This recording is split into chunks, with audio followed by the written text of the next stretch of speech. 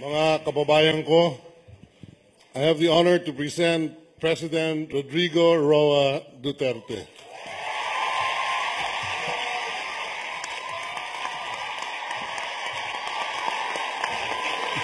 Kindly sit down. Salamat po.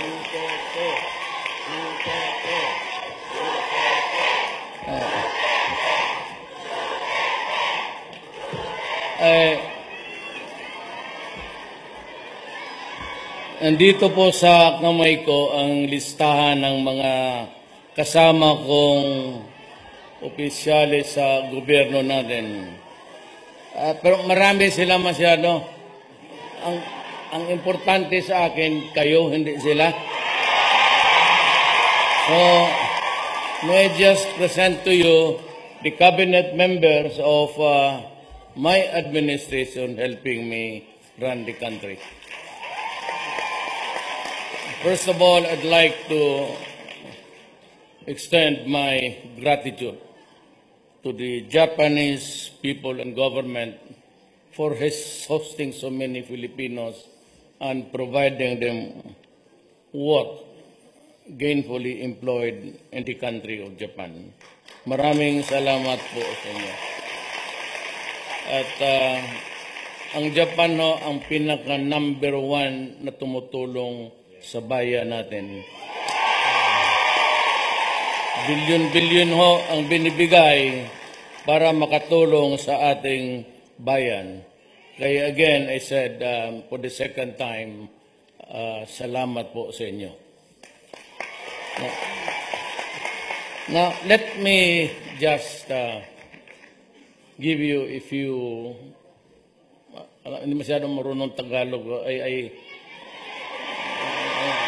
nawawala ako minsan, I rumble on to just being Ibisayan, and then I forget, then I shift to English, and so may I just say that ganito ang ginagawa ko para sa bayan natin. Nung tumakbo ako ng presidente, siguro wala kayo doon, at that time you were here, I promised 3 fundamental issues sa ating bayan. One is graft and corruption. Ang analogy ko dyan is parang eroplano tayo na nandyan sa runway, bumubuelo na. Pero all these years, hanggang runway lang tayo, talagang hindi tayo naka-take off. And one of the things that I blame for this entire whatever, Filipino tayong lahat, is because of corruption has really pulled down the country considerably. Second I promised you itong drugs kasi mabigat na problema sa bayan. Ang third, criminality. So, mag-umpisa ako sa graft and corruption. Sabi ko, wala na yan. At sa lahat ng bagay, sa gobyerno, ngayon po, I order them online na lang, kung maaari. Huwag na magpipila pa, then wait for so many hours. I hate to see Filipino queuing under the heat of the sun or rain. At sabi ko, kaya naman talaga niyan, napakamarami ng computer na nabili ng gobyerno, libo-libo na po at pahirapan pa rin. So sabi ko, ease up the burden of the Filipino. Kaya dito kay Secretary of Labor, kay Bebot Belio, I think he was the Secretary of Justice noon yun sa panahon ni Arroyo. Sinabi ko sa kanya, I want a place, isa lang, tapos nandyan na yung booth ng NBI, kiosk ng BIR, booth ng police, at kasi sabi ko, kung computer man palang ang pag-uusapan at expedites everything, why don't you make use of it? So kayo, next time, gusto ko, sa isang building lang po.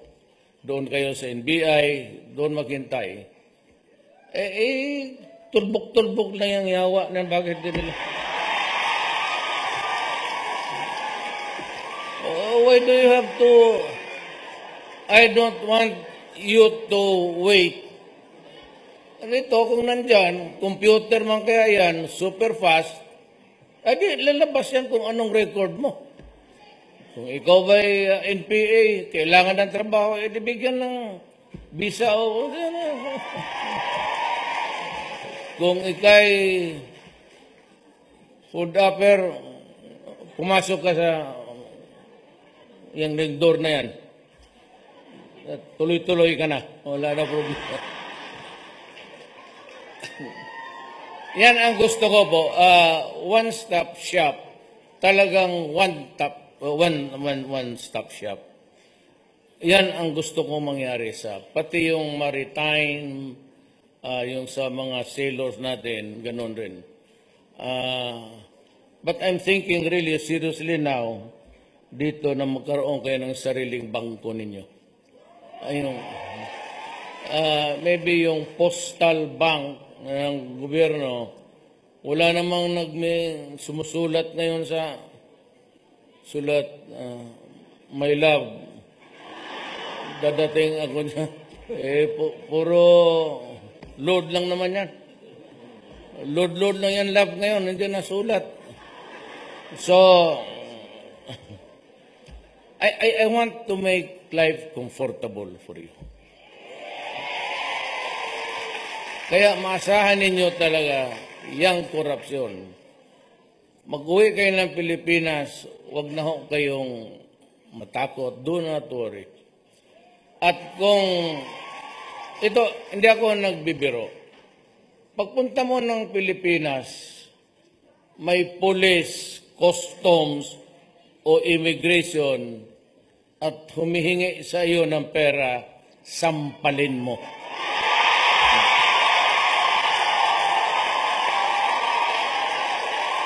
Sampalin mo. Sabihin mo, sabi ni Mayor doon sa Japan pagpunta niya, putang ina ni humunti talaga kayo.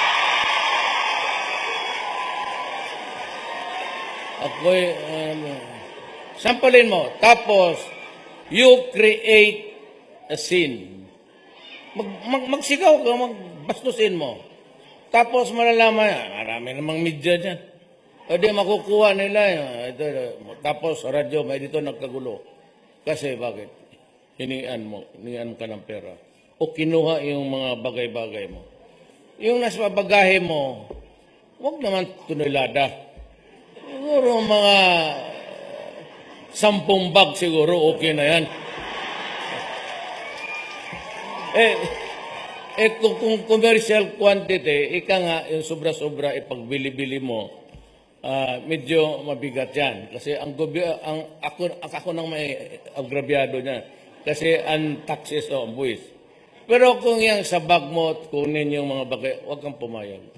Pagka kinuha yan, kunin mo ulit, sabihin mo, hindi yan para sa iyo. Kung yan lang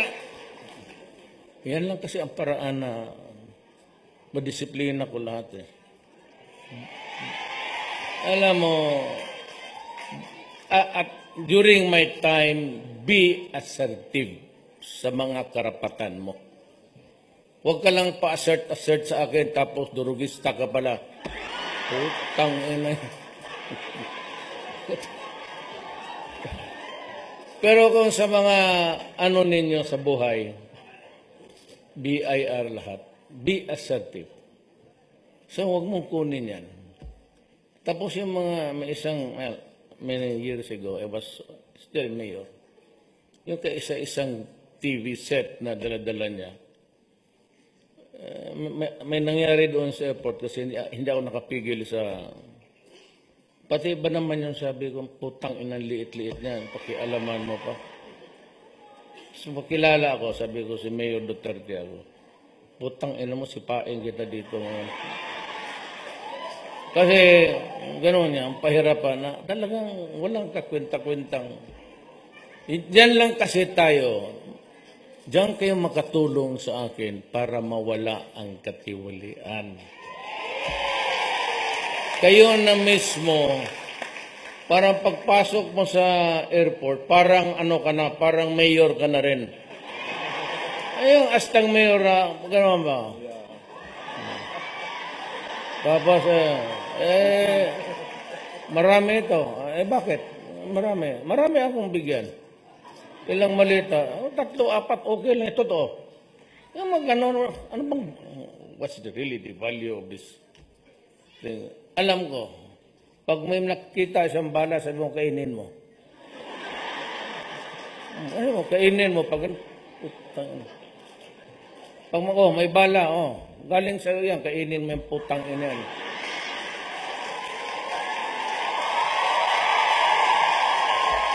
Pag hindi mo kainin kita buhay dito, just be assertive, tapos kung sa publiko ka, create a scene.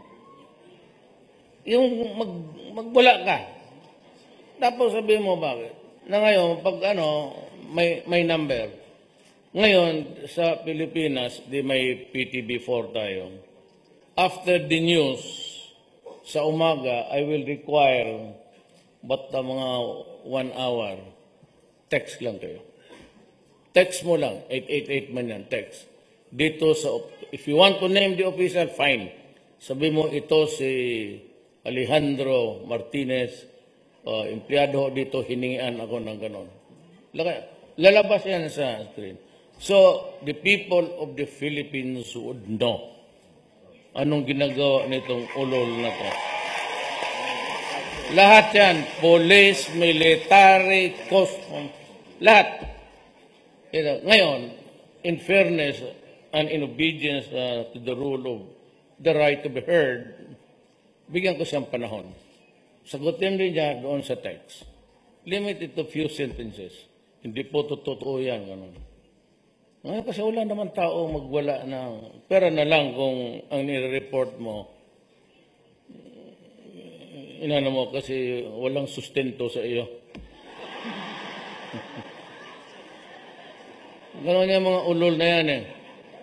Yan ang ayaw ko dyan. Mag-iwan ng asawa tapos galit. Ako ang iniwan, ako pa ang susustento. Baliktad. Itong mga unggoy na to, iniiwan yung asawa, sumasama sa bata, ayaw pa magsustinto. Ang nangyari sa buhay ko, iniwan ako ng asawa ko, ako ang nagsusustinto hanggang ngayon. Hindi, okay lang, di ba? Kaya nung patawa ito, pero pasaway, pero mabuti lang. Nung nag-oath ako, President, Pilipinas, asawa kong number 1 nandito. Yung number 2 nandito.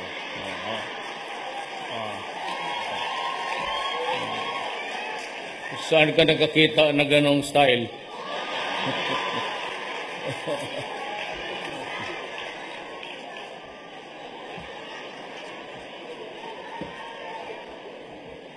You know, there are things which you cannot avoid in life.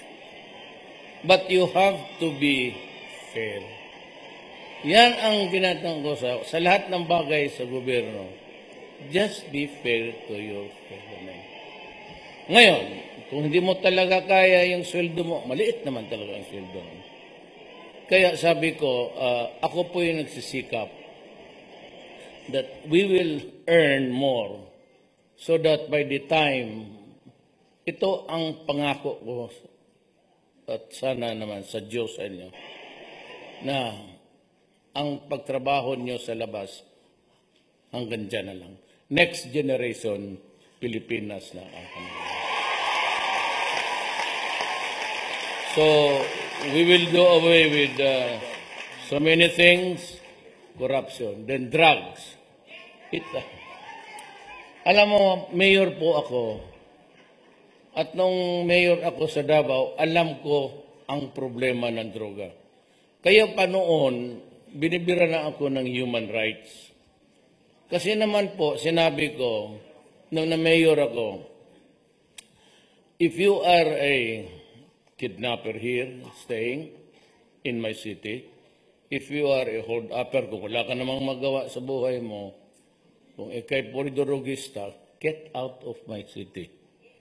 Yes, kayong taga Davao, alam niyo yan. Sabi ko talaga, umalis kayo, kundi patayin ko kayo. So, yun ang, do not destroy the generations to come because I will not take it just like that. Talagang ihiritan ko kayo. Sa Davao, we progress not only by leaps and bounds, but we overtook all cities sa Pilipinas in the early stages. The growth rate was about 4. We're hitting 7 at one time. Kaya lang, there's always a limit sa space, pati ang pangyayari sa bayan natin. But we were the highest. Ngayon, ganito rin sana ang gusto kong mangyari sa Pilipinas. Early on, I gave the same warning na huwag ninyong sirain ang bayan kong Pilipinas kasi hindi ko matanggap yan. Talagang papatayin kita. At huwag ninyong sisirain yung mga anak namin kasi yun ang magsubo ng lugaw kung ako'y inutil na. The reason why we protect children is because pagdating natin sa edad, sila na yung bibili ng medicine. Hindi naman tayo. Sila na yung magpakain, oxygen, hospital, lahat. So, we take care of them. We gave a premium, importansya talaga sa tao. Ngayon, itong mga kalaban ko, well, kami sa local, yung nag-umpisa talaga ng garbage na yan, sabagay, yung iba totoo. But hindi naman lahat. But anyway, kung saan dyan ang totoo at hindi, basta sinabi ko, ayaw ko. So, that started itong druga-druga tapos patayan. Noong nagpresidente ako, alam ninyo, sa totoo lang magprangkahan tayo. Tignan ninyo ako sa mata niyo. It was not until I became the president na lumabas na ang totoo sa bayan natin. Hundreds of thousands. Pati ako natulala. Alam ko sa Davao problema ba ito? I started to squeeze everybody. Lumabas ang totoo. The naked truth was that we are a nation na napakaraming addict. Itong Amerika, itong mga EU, itong mga progressive countries, they kept on hammering the issue against me. Sabi nila marami ng 3,000 na daw ang patay. Hindi na lang inisip ng mga ulol na to. Putang ina nila.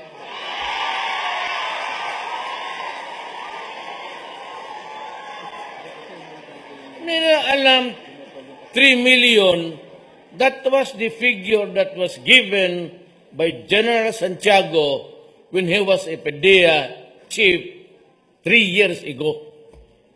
Pag umpisa ko ng presidente, hindi ko sinali yung akin. Because every day may nagsasurrender pa. And I am very sure that by the end of the year, I would have reached the million mark. 700, 800, 800 something na tayo ngayon. So kung idagdag ko yan lahat, that's about 4 million drug addicts in my country spread around the entire Republic of the Philippines. At ito ang dapat isipin ninyo. And I don't know about, sabi ko sa military pati police, gusto ninyo kayo, bukang hindi ko kaya. Ganito yan. Halos lahat ng mga barangay captains sa negosyo. Madali ang negosyo. Madali ang pera eh. Police. Wala masyado sa military. Few. Police, barangay captain, mayors and governors, judges. We are already into the narco politics. Kasi yung mga barangay captains are elected. Mga kagawad, councilors, mayor, governors. Kaya ako hindi pumayag ng election, sinabi ko kay Speaker Alvarez. Nandito po, si Speaker, pakipakilala ko. Ayan. Huwag ka lang magalit. Siya, pati ako pareho. Dalawa ang...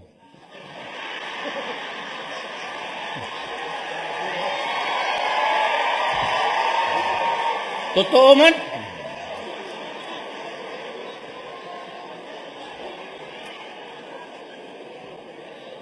So what am I supposed to do with 4 million? 3 million lang nga ang namamatay. Tapos yung garbage, you know, you were around during the campaign. It was never an issue against me about drugs. It was not until after I was hitting the rating na dumikit na ako doon sa 32, 33, 34, tapos 27. Doon, last minute na basura, ako raw may deposito sa bangko. May deposito akong billion, ba't pa harap kayo dito? Wala na, doon ako sa ibang papasel-pasel. So, lumabas yung issue. But, yan yung binusura na sa akin. Ngayon, pinatuloy nila. Tawag ng yellow fever.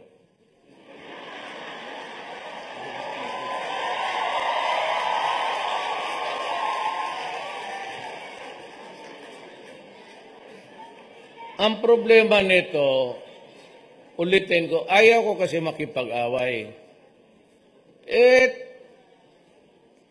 Tarantado itong mga Amerikano na to.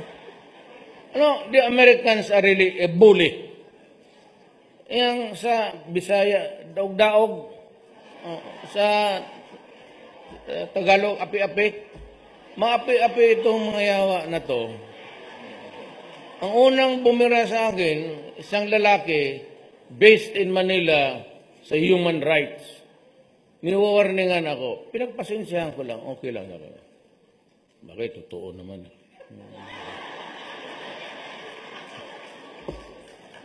Tapos, binibira ako ng State Department. Then there's this lady sa Office of the President, then Obama. Alam mo, nung mayor ako, binibira na nila ako. But that was different because mayor lang ako. Ngayon, kung gano'n lang ang tingin nila sa akin, if that is how insignificant my existence in this planet is to them, okay lang. Kasi mayor lang ako. Kung naging presidente ako, I carried the burden of sovereignty. So kung talagang mapapahiya ang Pilipino sa labas, sabihin, pinatay pala niya, killer pala yung presidente. Baski na yellow yan o blue or black, mapapahiya yan in public. Mas lalong magalit nga tuloy sa akin. But then, it put everybody in a very awkward position outside. Dito sa Pilipinas, sige, bakbakan tayo, politika. Alam niyo, alam kayo mga taga, alam niyo basura lahat yan. Okay lang. But to chastise me, to reprimand me, tapos takutin ako, dito ako pumutok, kaya ako nagpuputang ina. Alam niyo bakit? Alam niyo kung bakit? Alam niyo kung bakit? Binabastos kasi tayo. Pag sabi na, human rights, like to remind the president that if there's found out there's a violation, he can be tatakutin pa akong ipakulong. Putang ina, kulong. Ikaw, putulan ko ng ulo. Tapos sabihin pa, then we'll begin to cut aid and assistance. That's a demeaning statement. Ano, para akong aso na unleash, na magtapon sila ng pan dyan, pipigilan ng aso. Ako naman, tahol ng tahol, hindi maabot yung... Yun ang gusto ng mga...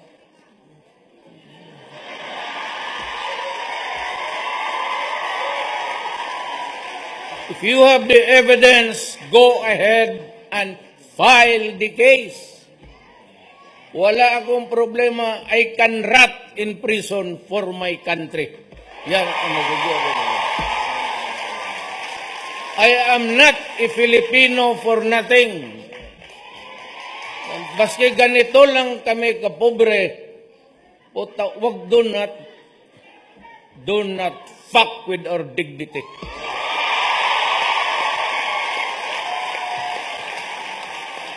Sabi nila, si Duterte is not a statesman. He behaves like a hoodlum. Tama ka. Ulol ka pala eh. Ngayon mo lang nalaman?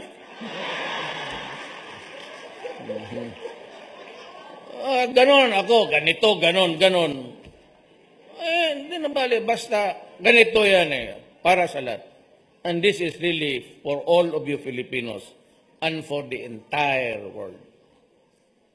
Baski anong bagay magka-diferensya, wag lang, basta bayan na ang pag-usapan.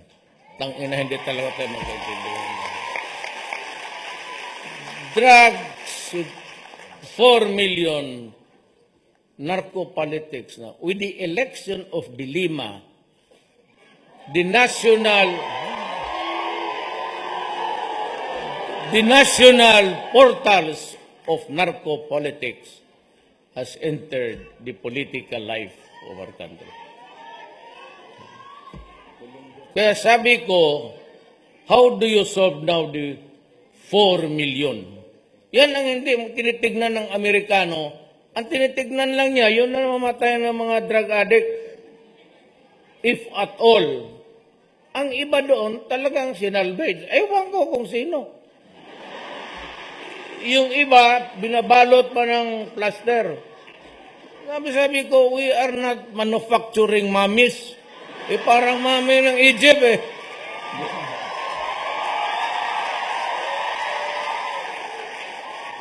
Sabi ko, if you really want to stop the guy, just shoot him with one bullet in the head. And that's it.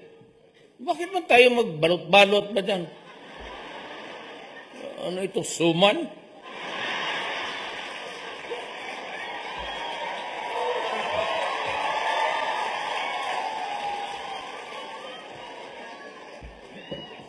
Kaya ako maligaya kasi wala man akong ibang masumbungan sa bisa. Sana ako magreklamo di sa inyo. Inaapi-api tayo.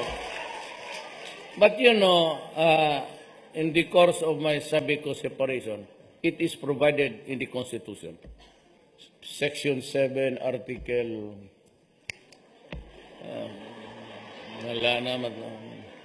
sabi doon, our country must formulate an independent foreign policy. Ayaw ko dyan, kasi yung mga Amerikano nandyan, sabihin naman ng mga militar, sir, kailangan natin ng equipment, gano'n. You know, sabi ko nga sa militar, I am not a wartime president. Remember that. I am a president seeking peace for my country. Kaya, nung na-presidente ako, wala pa. Inuna ko na ang komunista. Sabi ko, we have been fighting for 45 years. Do you mean to say that you want another 45 years of fighting? Magkasama kami, left po ako, sa left ako. Hindi ako kandidato sa mga oligarch pati mayan. Left talaga. Kaya kami nakakaintindihan. Yat kita mo yung overtures ko, pumayag sila, nag-uusap na tayo, wala nang gera ngayon sa ating bayan, NPA versus government. We are talking in Oslo, dito yung negotiators natin as we go along, si Perfecto Yasay, the foreign secretary. So, maniwala ka o hindi? Sa dormitoryo kami noon, kami ang magka-roommate. Bright ito. Valedictorian, salutatorian ito nag-graduate. Then, ang kaharap namin sa kwarto, si Bebot Belio. Taga Isabela. Lucano ito. Okay. Okay ito. Magka-classmate kami, but they are the brilliant ones. Sunny Dominguez, yung ating finance secretary. Kindergarten to high school, kasi napaalis ako sa Ateneo, second year, siya na lang, but they graduated yung klase namin. He was the valedictorian. Oh. Alam mo, ito ating Secretary of Agriculture, Governor Manny Piñon, is a magna cum laude graduate yan. Ito lang. Graduate magna, puro yan sila mga utak. Senator Cayetano.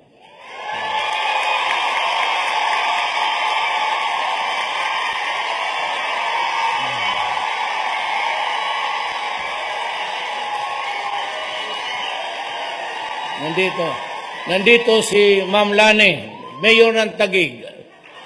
Asawa niya, Ma'am.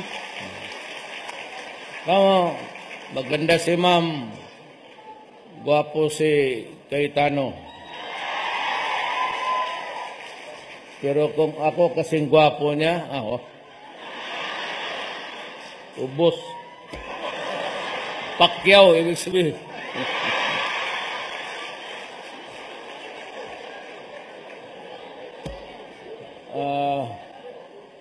Si Mark Villar sa DPWH. And Defense Secretary natin from Cotabato City, si General Lorenzana. Alam mo ito si General Lorenzana, ang may sabi pa sa akin, taga Cotabato City ito, Ilocano, pero Cotabato. Yung mga Ilocano lunggo sa... Yan, tapos si pastor pa ang may sabi sa akin. Ano, abid mo ba alam yung sekretary mo of defense? Classmate ko yan. Sabi niya, valedictorian namin yan. Tama naman, ang buhok na ubos ka-aral.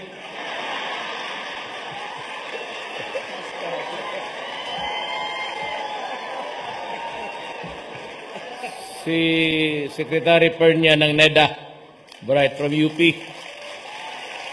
And totoo lang ha, hindi ako kilala nyo, Art Tugade.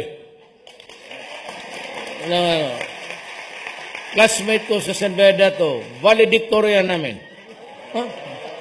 College of Law, 1972.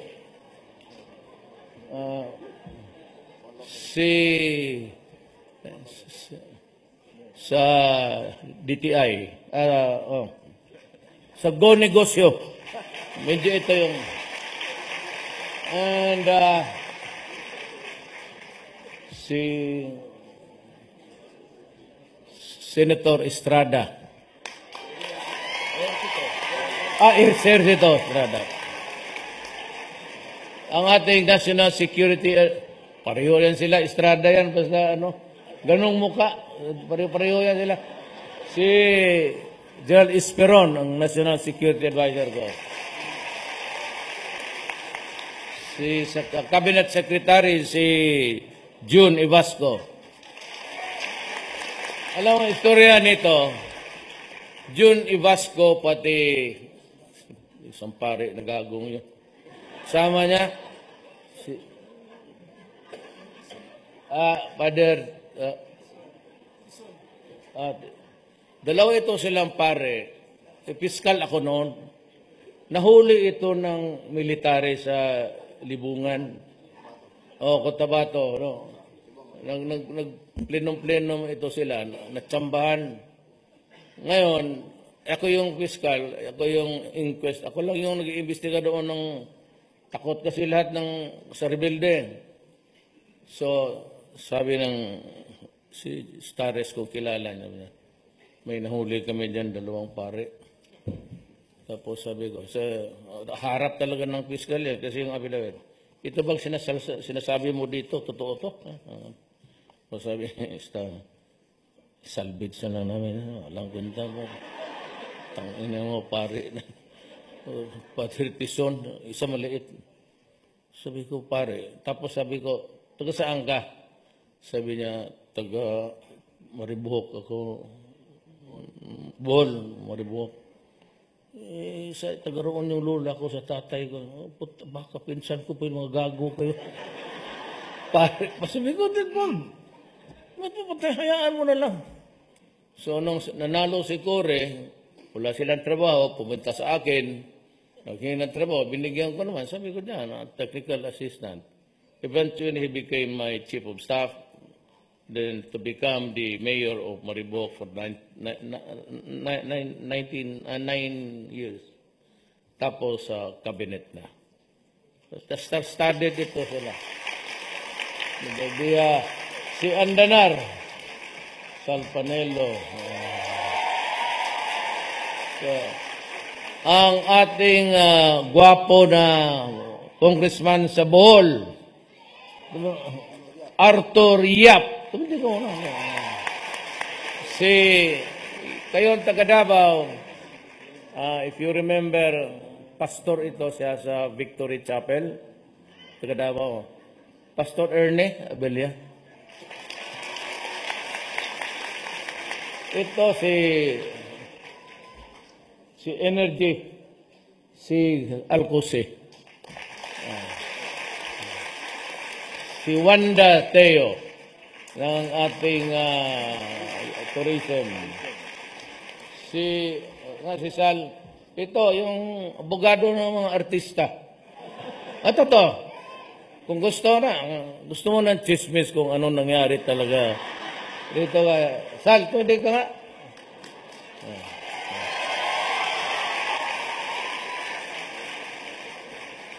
Itong si Sal, hardworking.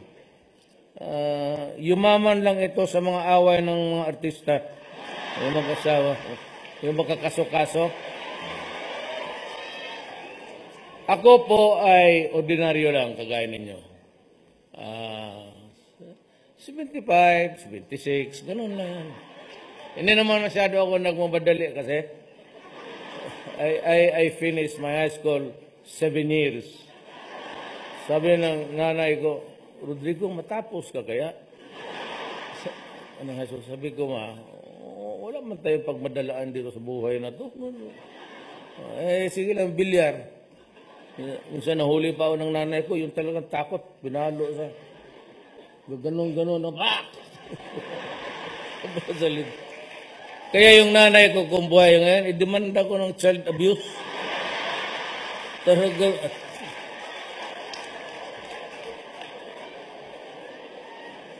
Tapos kayong mga Bisaya, alam niyo yan, we have this colloquial term na hanggang pantalan ka lang. Di ba? Yung ayaw natin magtrabaho, mga kapatid ko, yung mga lalaki, magalit yung tatay sabihin, ikaw, hanggang pantalan ka lang. Di ba? It's a colloquial or idiom developed along the years. Sabi ng tatay ko na, ikaw, sikang anak ka, hanggang pantalan ka lang. Sabi ko, sige lang, basta bayaran lang ako sa kanakarga ko, okay lang. Pero sa totoo lang itong lahat na nakarito mga artugadi, ito bilyonaryo na to. Huwag sabihin magnakaw, bilyonaryo ito.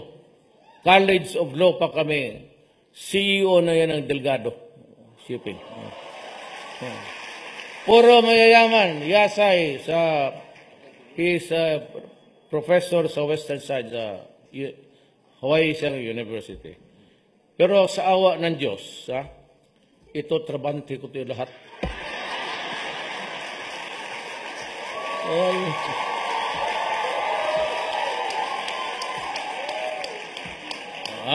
gaya ng sa law school kami.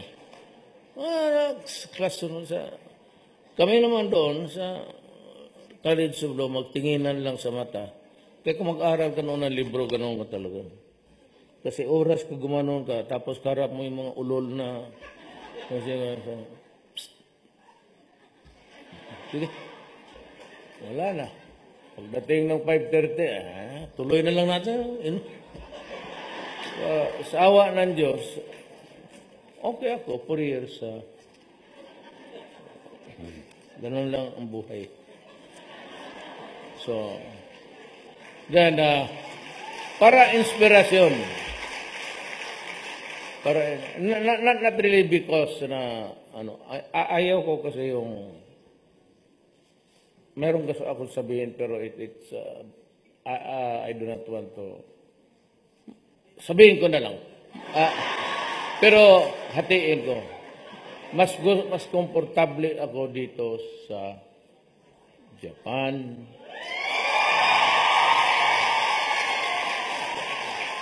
And even China, if I mention the state. Kasi hindi na may ako diyan eh. O baka mamura ko lang yung the other side of the world. Hindi magandang tratamento nila sa mga kababayan ko.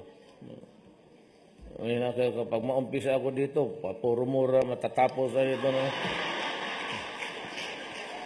So, we have to improve on the economy because that is the only, yan lang ang paraan. That's the only way really to na balang araw na hindi mo na kailangan bumalik pa dito. At least kung magbalik-balik ka dito, bakasyon ka na lang. Hindi na naman. Sana I can improve on the economy and in the fullness of God's time. Alam mo, ang pinaka maano sa atin is isang Japan. Japan talaga ang pinakamalaking tulong natin. Airport, yung mga roads natin, it's about 6 billion yung kanilang natin, nakaprogram. 6 billion, you times it by 48, 47. That's trillion. Grabe ang tulong nila ng I don't know, but Japan is very attached to us. And for the fact that they are really so very kind. Wala akong sa Japanese people except. So in return, kaya tayo ng mga Pilipino, pag napunta sila doon, gusto ko nga iyang protektado sila. Ayaw. Ngayon po, pwede ka nang lumabas. Kasi ang ayaw ko, lalo na yung iba is, nagtatrabaho kayo dito, nagpapakamatay kayo sa pagod para kumita lang. Pagdating doon, padala ninyo yung pera ninyo, either gamitin ng isang ulol at i-hold up yung mga, yung student i-hold up. Yan ang ayaw ko. Yan kasi ang hindi ko talaga matanggap. Kaya sa Davao, ikaw mag-rape ka ng 1-year-old, mag-rape ka ng 18 months old. Wala na tayong pinag-usapan dyan. Okay, yung taga Davao. Pagka ganon ang estilo mo sa buhay mo, caution flies. So, gusto ko nga ibalik, ganito yan eh. Para maintindihan ng mga putang ina. Pero walang putang, itong pare, pero hindi sila kasali sa putang ina. Alam mo, hindi naintindihan nila. Sabi nila, Duterte, may death penalty noon. Wala man nangyari. Ganon rin. Bakit mo gustong ibalik? Ulol, Hindi ka naman tarantado. Hindi ako ang presidente noon. Kasi kung ako ang presidente noon, wala tayong pinag-uusapan dito. Eh, kasi wala daw nangyari. Mayroong death penalty. Ginagamit yung utak. Ilagay mo ngayon yan. Eh, sabi nila, hindi na, kasi marami na ngayon. Sa kulungan, 1,000. Hindi, mag-ihaw tayo mga 5 araw-araw. Ano problema niya? Totoo. You know, Leah, ganito yan. I will end because mayroon pang akong maraming... Kasi kahiya naman, pahintayin sila. Ganito na lang. Kalimutan mo na yung Universal Declaration of Human Rights. Kalimutan mo na yung batas natin. Let's just, yung pinanganak ka sa mundong ito. Tapos, trabaho ka. Pamilya mo, grade 1 pa lang, alam ko tatay ko noon, mag-loan. Ang nanay ko, to her retirement days, hindi dying days, maghihiram pa yun ng 5-6. Lahat ng pulis, maestra ngayon, pati army, naghihiram 5-6. Tapos, maubos na yung pera ko, halos hindi ako kakain. Tapos, i-rape mo kasi drug addict ka, siraulo ka, patayin mo. Tanungin kita, gusto mong mabuhay? What gave you the right to rape and kill my daughter? By what law itong universe na ito, sa bundong ito, sino nagbigay sa iyo ng karapatan na patayin mo ang anak ko, i-rape mo? Dito sa kabila, ito, makinig kayo, Amerikano, Bugokski. Ito dito. Anong kasalanan ko sa iyo? Kayong mga gangster, kayo nga sa Pilipino kinig yung mga putang ina ninyo, kinig kayo mabuti. Kaya kayo namamatay, ganito. Anong kasalanan ng Pilipino? Anong kasalanan ng mag-asawa sa iyo na magluto ka ng siyabo at ipakain mo sa mga anak namin? But what right in this universe of to do that? Huwag na tayo mag-isip ng batas-batas. Sagutin mo lang ako. By what right? Anong kasalanan namin at bakit gawin mo yan sa amin? Masagot mo yan, buhayin kita. Putang ina mo, pag wala kang sagot, papatayin talaga kita. Mabubwisit na ako eh. Na lang, sagot na. Huwag na yung batas. Eh, sagot mo ang batas. Eh, makukulong ka o mamatay ka. Just answer me the question. Who gave you the right to destroy the life of my daughter, raping her, after ravishing her, killing her? But what right do you have na kayong tagalabas kung gano'n lang ang pawis at hirap, saving every, tapos pagdating doon, pabili lang ng sa anak mo para pagdating mo doon, basag na pala. And you know what? Dysfunctional na nga eh. Nandito kayo, may maiwan mga anak. Mabutit na lang kung dala mo. It is by itself a dysfunction already, to be frank with you. Wala na nga ang nanay, tatay, o yung mga sailors. Tapos, lagyan mo pa nando, it becomes really a total dysfunctional family. Magnakaw ito, hindi na mag-aral. So, hindi ninyo you simply overlook the things in life. My American friends, we stick to the fundamental issues about human life. You want to protect, we do not want whoever wants to kill people.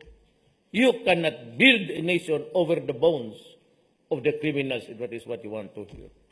But then, I have to do something by the sheer magnitude of 4 million. Instead of helping me, you are criticized, you chastise me publicly, insulting, because as a matter of fact, every time you mention about human rights violation, there's always a few words added, and that is the assistance. You can have it. It's all yours. We will survive. I'm sure I would be a villain to... Ngayon lang, maybe at this time, not all Filipinos would took note too kindly about my stand. But in the years to come, in the next generation, they would know that there is such a thing in this world as the dignity of the Filipino people. Maraming salamat po. Maraming salamat, Pangulong Duterte. Tayo po ay manatiling nakaupo. Pagkakaroon po tayo ng isang big groupie kasama ho ang Pangulong Duterte.